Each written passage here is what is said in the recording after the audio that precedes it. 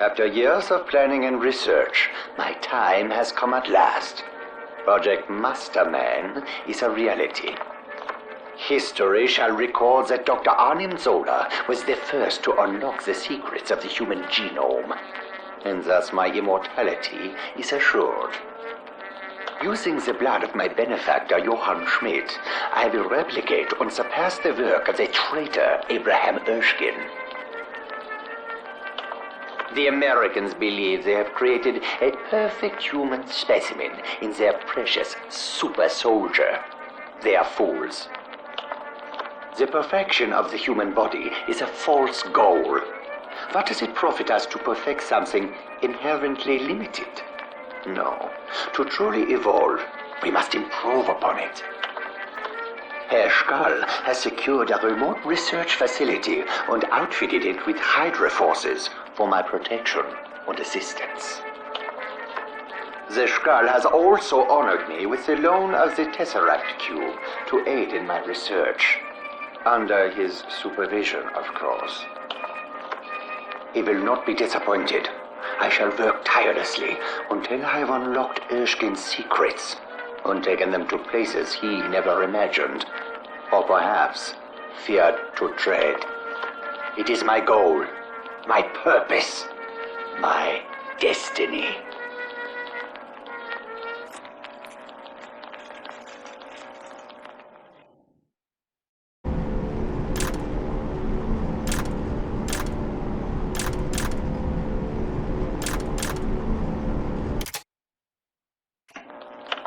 The obvious place to begin is with the common foot soldier. Small genetic alterations make them more resilient, but the true breakthrough is a faster synaptic response between the eye and the brain.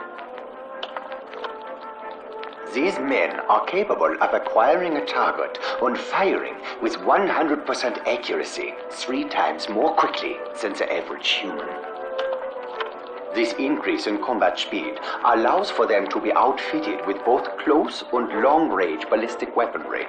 Security personnel are equipped with light armor and a shotgun for close-range skirmishing.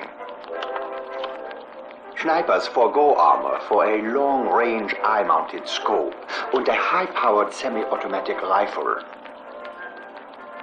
These enhancements to conventional troop warfare represent a mere stepping stone towards far more ambitious plans. Still, one must begin somewhere.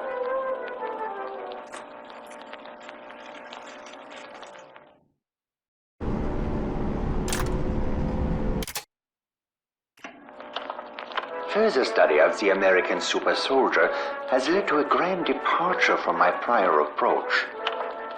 This Captain America, as their propaganda machine calls him, approaches combat without the use of a firearm. I now understand why. The average enemy soldier is well trained in ballistics, but woefully unprepared for hand-to-hand combat. It is this weakness I shall exploit. A heavy dose of the enhancement serum leaves our subjects resilient, strong, and nearly suicidal with rage.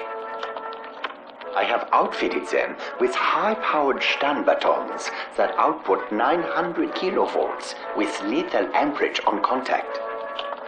Protected by a compact ballistic shield, my troops can swarm entrenched enemy positions and engage in close-quarter combat.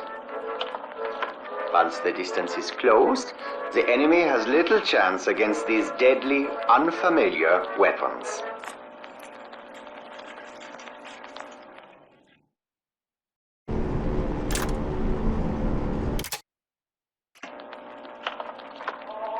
To increase survival rates during initial swarming charges, my foot soldiers will require long-range support.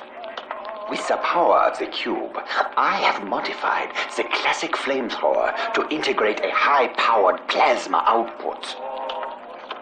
It launches a stream of superheated plasma so powerful that it vaporizes the air around it, creating a nearly perfect beam of scorching gas. To assist in situations where targets are not within the line of sight, a rocket-propelled grenade launcher has been fitted to the weapon. For long-term use of this heavy equipment in the field, dramatic genetic strength enhancement proved necessary. The alterations have had some unexpected side effects. The subjects are prone to violent psychosis and sadistic urges. Of course, these personality flaws are of little concern in non-leadership personnel, and in combat can often be quite desirable.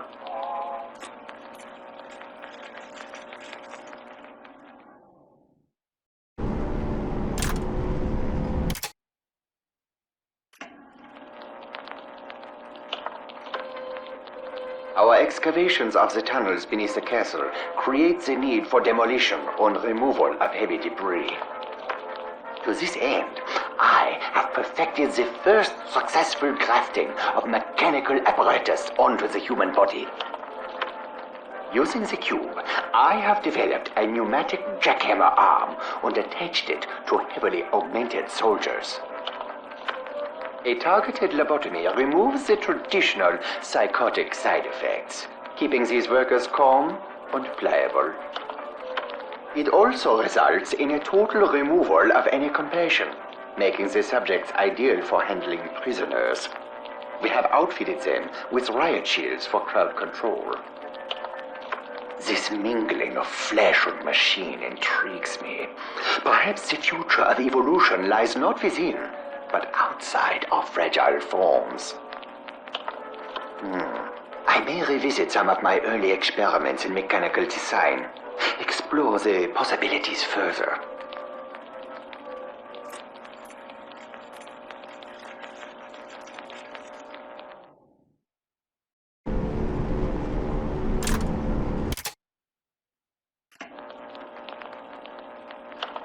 The brain is a fascinating puzzle of evolution and biology. A puzzle I have now solved. By stimulating the brain with targeted electrical impulses, I have unlocked the fabled power of telekinesis. Direct connection of electrodes to the brain produces severe side effects, including seizures and violent vocal outbursts. I am planning a control mechanism for the helmet, but until it is perfected, I have made do with more conventional means of silencing the subjects. Further developed, the possibilities of this technology are endless. Mind control, remote projection of consciousness.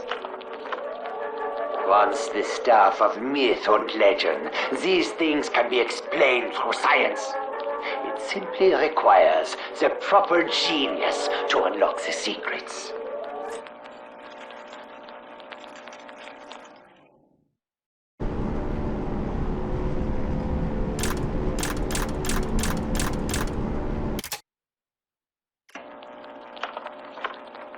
I had assumed the Skull's head of security was a pompous old fool, but he proved to be neither. To my great surprise, he approached me as a willing research subject. He became obsessed with a mechanical glove I'd designed. It was one of my first experiments with the use of the cube. The grafting was an expensive and irreversible process, but the outcome was successful. Regrettably, the procedure was too time-consuming for mass production. But von Strucker is training with the device, and should it make him as deadly as I suspect, I may revisit the matter.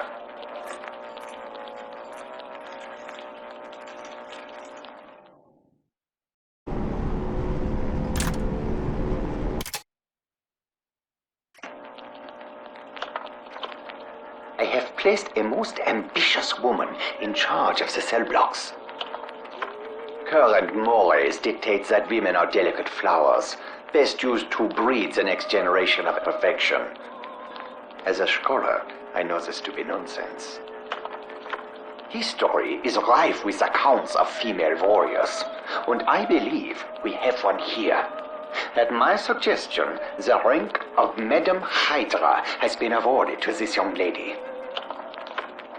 She declines genetic augmentation, Certain stereotypes, such as a woman's vanity, are, after all, true. But she has commissioned exotic ordnance from my labs. I was able to shrink the mechanisms of two fully automatic high-powered rifles to the size of a pair of pistols. Again, too costly for mass production, but when she made her request, I could not refuse. She shows a natural affinity for chemistry, specifically the use of toxins. The prisoners provide a ready source of test subjects for her imaginative research.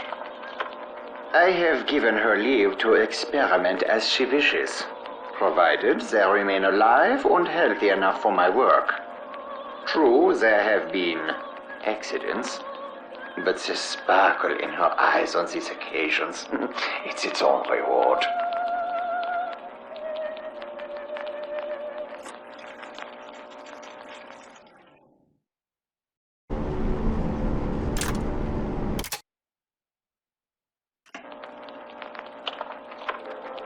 Advances in armored ordnance have always been held back by the problem of mobility across difficult terrain. Inspired by the old-world decor of this castle, I hit upon a new approach, the modern knight in armor. The result is the first bipedal walking tank in history, a single-pilot, highly armored battlesuit. The recoil of conventional ballistics would affect the accuracy of this unit, so I took another approach. A cannon that fires concussive sound, deafening and disorienting. It wreaks havoc with the inner ear. With the target in agony, it is a simple matter for the pilot to close ranks and crush the opponent with brute force. To reflect the historic inspiration for this unit, I have dubbed it Iron Cross, a noble name for what will one day be a new force of knights, spreading the glory of Hydra throughout the world.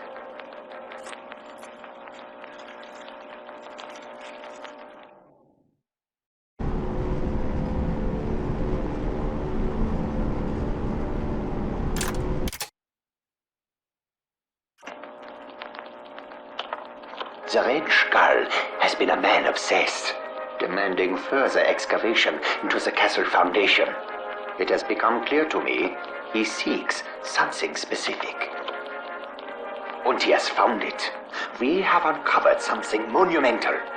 At first, I thought it was some type of statue long buried and forgotten. But as more was revealed, I realized with mounting excitement that it was nothing so mundane. A gigantic mechanical humanoid, constructed in a forgotten age, forged from materials I cannot identify. It is inactive, sleeping in its stony prison. But with the power of the cube, I hope to wake it.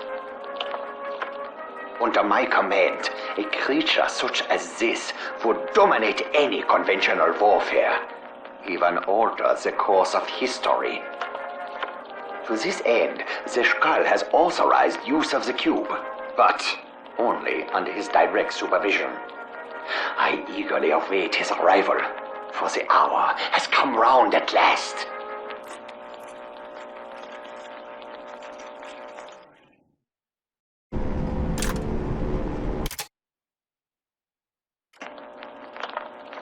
Renovations of the castle complex over the past few months have proven quite fruitful. Once the site was acquired from its former owner, we began the long work of excavation and construction to bring its crumbling mass into the 20th century. We have left the bulk of the upper levels intact, relying on the original architecture to disguise our work from Allied observation planes. Beneath the surface lies the true power and purpose of the complex. We have excavated the castle's foundations, adding entire wings to the original dungeons or natural caverns. A new cell block, laboratories, Transport routes and a self-sufficient power plant provide all I need to conduct my research. With these resources, it is but a matter of time before I surpass Erskine's achievements and bring about a new era in history.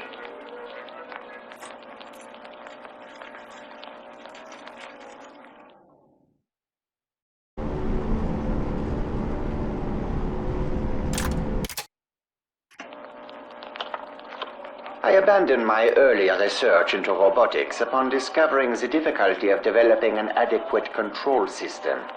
However, marrying my research to existing technology has led to interesting additions to our defenses. Using the cube as a power source, I have succeeded in creating a rudimentary guidance system for common weapons of war. An artificial intelligence, if you will.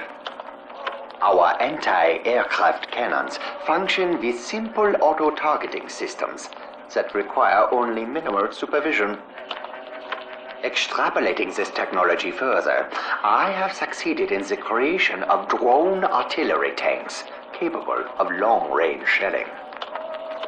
With these defenses in place, I have begun experimentation on an airborne drone using horizontal rotors.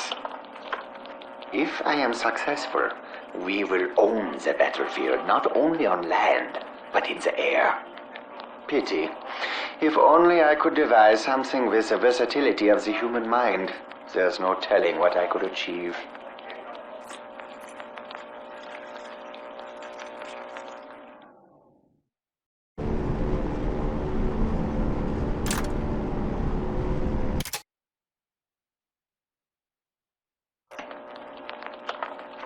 Success!